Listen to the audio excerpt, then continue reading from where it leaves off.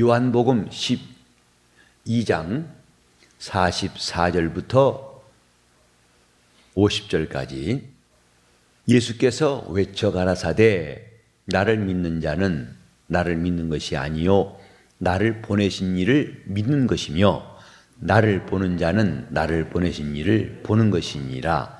나는 빛으로 세상에 왔나니 무릇 나를 믿는 자로 어두움에 거하지 않게 하려 함이로라. 사람이 내 말을 듣고 지키지 아니할지라도 내가 저를 심판하지 아니하노라. 내가 온 것은 세상을 심판하려 함이 아니요 세상을 구원하려 함이로라. 나를 저버리고 내 말을 받지 아니하는 자를 심판할 이가 있으니 곧 나에 한 그 말이 마지막 날에 저를 심판하리라. 내가 내 자유로 말한 것이 아니요 나를 보내신 아버지께서 나의 말할 것과 이룰 것을 친히 명령하여 주셨으니 나는 그의 명령이 영생인 줄 아노라. 그러므로 나의 이르는 것은 내 아버지께서 내게 말씀하신 그대로 이르노라 하시니라. 아멘. 예수께서 말씀하시고 그가 우리에게 나타내신 것은 아버지를 우리에게 보여주시고 아버지의 말씀을 듣게 하려 하심입니다. 본래 하나님을 아무도 본 자가 없다고 했으나 그 하나님을 나타내신 이가 예수 그리스도고 아버지의 말씀을 들려주신 이가 예수 그리스도입니다. 우리는 예수를 통해서 아버지의 말씀을 듣고 아들을 통해서 아버지를 알게 하신 하나님의 뜻을 잘 기억해야 됩니다. 이렇게 함으로써 우리가 빛 가운데로 다닐 수 있게 하시고 이 어둠 곧 음부의 권세 아래서 하늘 가는 길을 찾을 수 있게 하셨습니다. 하나님이 우리에게 그 아들 예수를 보내신 것은 그로 말미암아 우리가 아버지 앞으로 나올 수 있게 하시고 우리가 눈에 보이지 않는 그분을 능히 볼 수 있고 그 말씀을 능히 들을 수 있도록 하시기 위함인 겁니다. 세상이 그 어떤 피조물도 하나님을 알게 하거나 그를 믿게 할 수는 없습니다. 하나님이 이렇게 우리에게 아들을 보내신 것은 눈에 보이지 않는 하나님과 우리 사이를 가깝게 하시고 또 그분과 우리가 사귐 있게 하시고 그분과 우리가 만남 있게 하시려고 하나님께서 적극적으로 역사하신 것인데 이것은 천사들이 역사에서 될 수 있는 일이 아니고 하나님만이 하실 수 있는 일을 그가 행하신 것입니다. 이런 하나님의 적극적인 의지, 곧 하나님의 것으로 살게 하신 그분의 뜻을 우리가 인정하고 또 그 뜻대로 자신을 움직이는 것은 대단히 중요합니다. 신앙은 망설임을 갖지 않는 겁니다. 신앙은 갈등을 해소한 것입니다.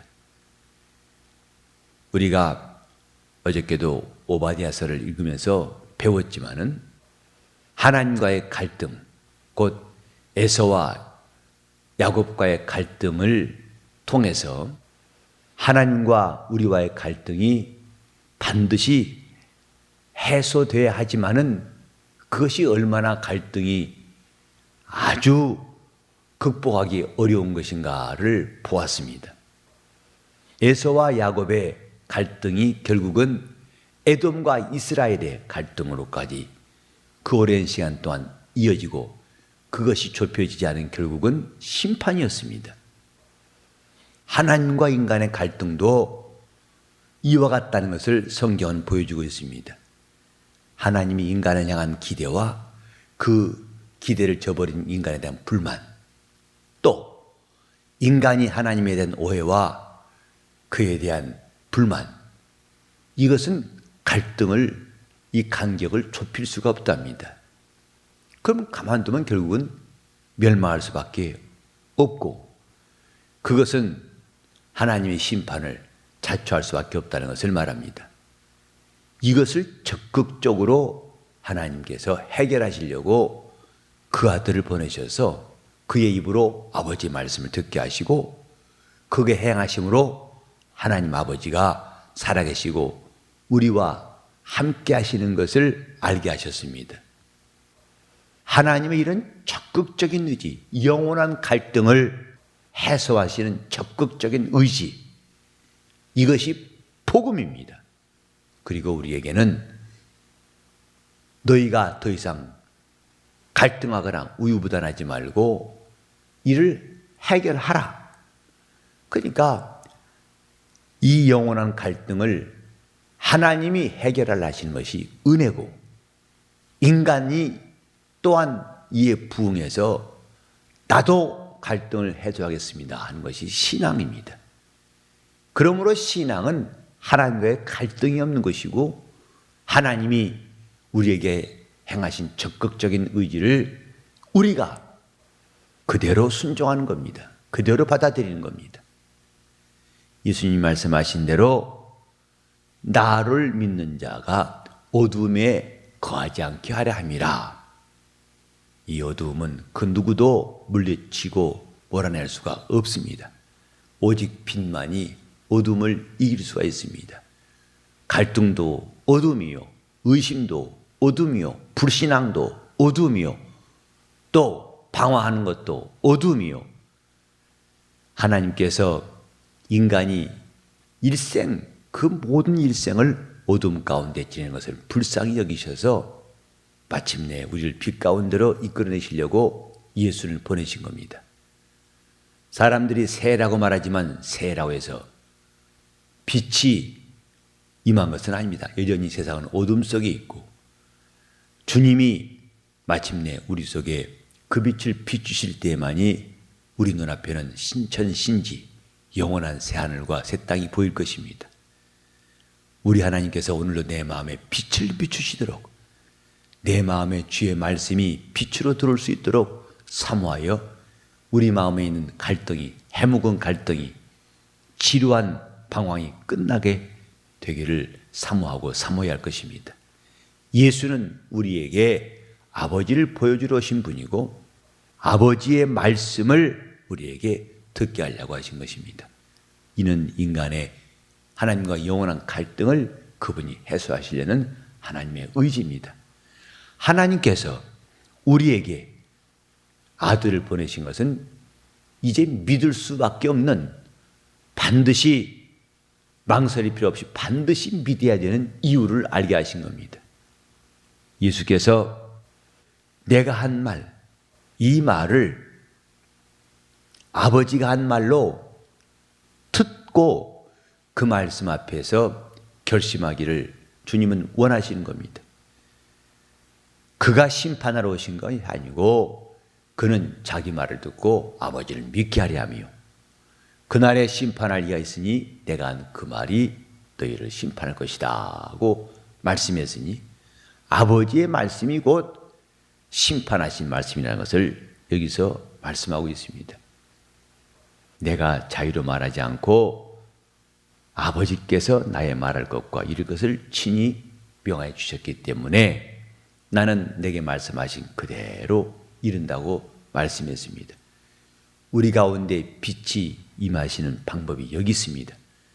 우리는 내 임의로 살지 아니하고 하나님의 뜻대로 살 때에 우리 하나님의 빛이 내 영혼에 우리 일생 동안 비춰주실 것입니다.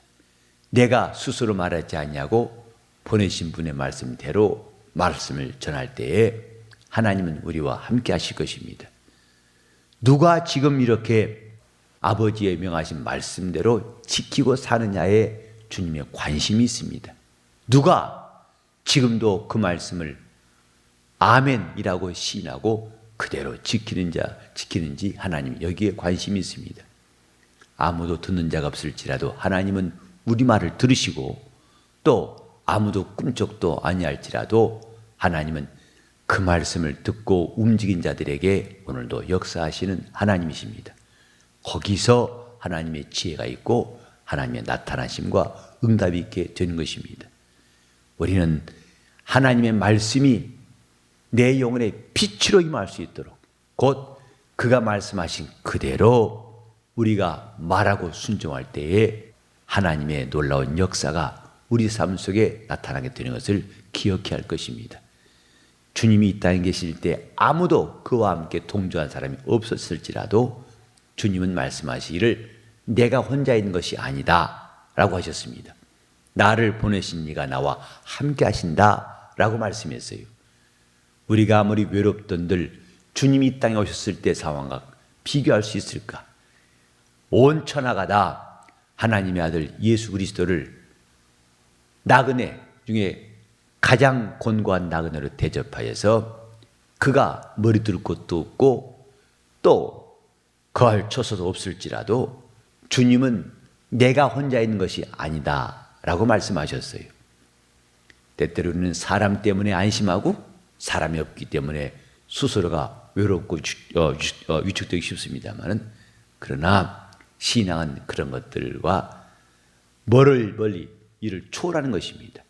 그가 내와 함께 하시는 놀라운 역사는 우리가 그의 보내신 말씀대로 살고 그의 말씀 안에 거할 때에 하나님이 함께 역사해 주시는 겁니다.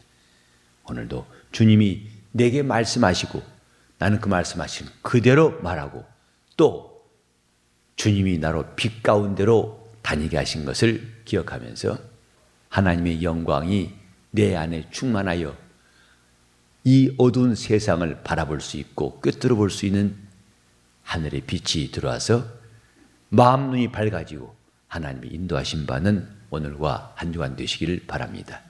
그 빛이 들어올 때 앞길이 보이는 겁니다. 그 빛이 들어올 때 갈등이 마감되는 겁니다. 그 빛이 들어올 때 내 마음에 확신이 생기는 겁니다.